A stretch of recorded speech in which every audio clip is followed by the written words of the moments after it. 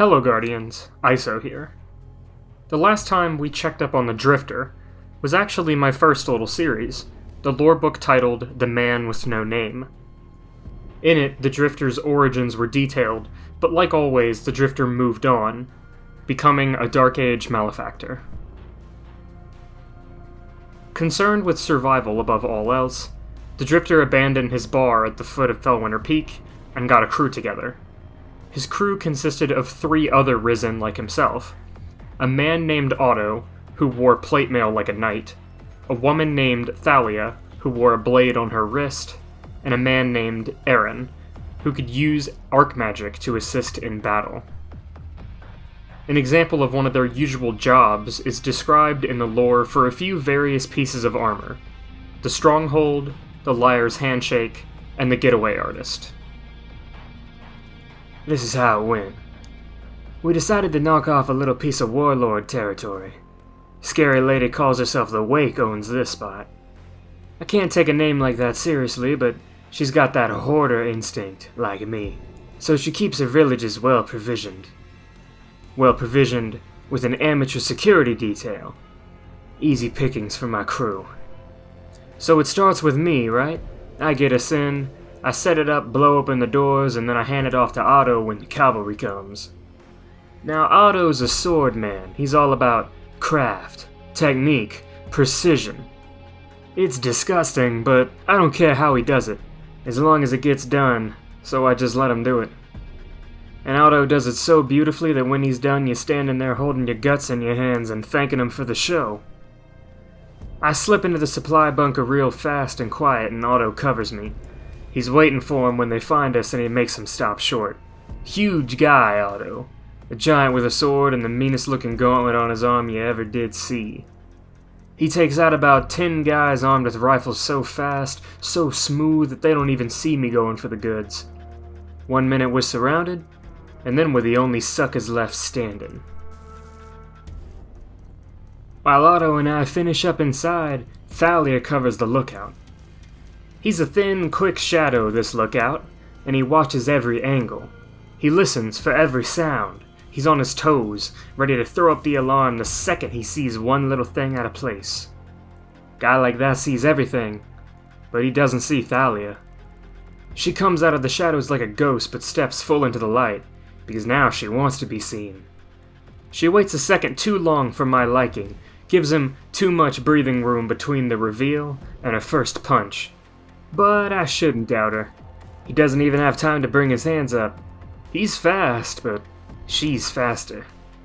She throws herself into every punch like it's her last, dodges and ducks his blows like a dancer. Scariest of all, she bares her teeth in this nasty smile when she does it. Doesn't make a sound. So that's the last thing the lookout sees.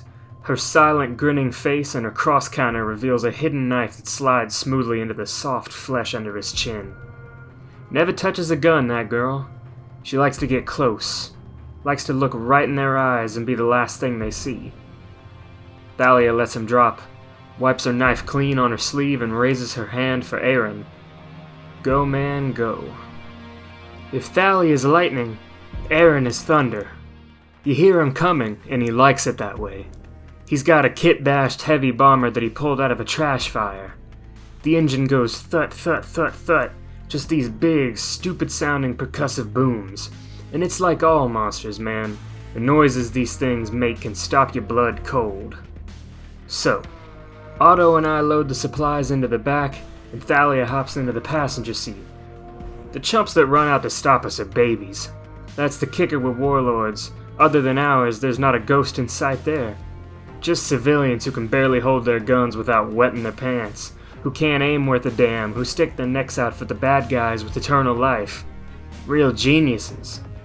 Oh, boo-hoo. Guess what? We got hungry too. We starved too. So when there was food, we took it. And if the warlords put cannon fodder in our way to slow us down, that wasn't my fault. Wasn't our fault. Anyway, Aaron. He stands up in the open roof cockpit and whoops, and the little devil on his shoulder, this crackling ball of arc energy, spits bullets behind him. Mows down the idiots as they run straight into the line of fire, like lemmings. and Aaron doesn't need to shoot at anything himself, but he does, for fun. When he gets enough target practice, and Otto and I are on board, he lets his little blue buddy handle the rest, and he tears out of there like a bat out of hell. See, we were a well-oiled machine, a perfect team, and we could have kept on like that for centuries. When it came to ripping off warlords and stealing supplies from them, they had it down to a science. 2 more Risen even joined their little crew, Cynric and Jack. Of course, stealing from so many warlords put targets on their backs. Other warlords wanted them dead, for example Warlord Rience, and he was willing to pay top dollar for Drifter's head. Drifter and his crew agreed to take him out, but something different occurred instead, as detailed in the lore for the weapon, Breakneck. "You know," said Cynric, a thick-necked Risen with a bulging vein in his forehead, "I've always thought you were a snake, but after 5 drinks on your dime, I'm feeling pretty fond of you, Drifter." Everyone laughed. Drifter smiled, feet kicked up on the bar. The rifle holstered on his back was heavy with promise. "You're a real smooth talker," he said. "I wonder, you whisper those same sweet nothings to your pal Lord Rience?" The bar fell quiet. The vein in Cynric's forehead began to twitch. "Listen, no one's rocking the boat here," Jack spoke up. "We shut Rience out, just like you said." "Funny. I seen you in that valley too, and Otto and Aaron and Thalia." He looked at them each in turn. "Guess my eyes are playing tricks on me." Cynric pushed his stool back. "You have something to say it plain." "Well, Cyn, my eyes might be shot, but this?" He tapped the side of his nose. "Just fine. And I smell a rat." He sniffed. "A whole mess of 'em, actually." Cynric stood up. That vein of his looked about ready to pop. Drifter let his feet down as he reached for his rifle, asp quick. "And you know what we do with rats, don't you, brother?" So, Drifter killed his 5 crewmates, probably killing their ghosts too to prevent them from ever coming back after him. And it's not really like he had much of a choice either. The Drifter is often seen as a figure not worth trusting, a figure who would stab you in the back given a chance. But the real truth is he was a victim of trust. Yes, he did kill his friends, but only after they made plans to kill him, and proved themselves no longer friends. So thank you for joining me today. Remember to subscribe if you haven't already. The best way to let me know you enjoy my content is to leave a like on the video or a comment down below. Thank you so much, and I'll see you in the next video.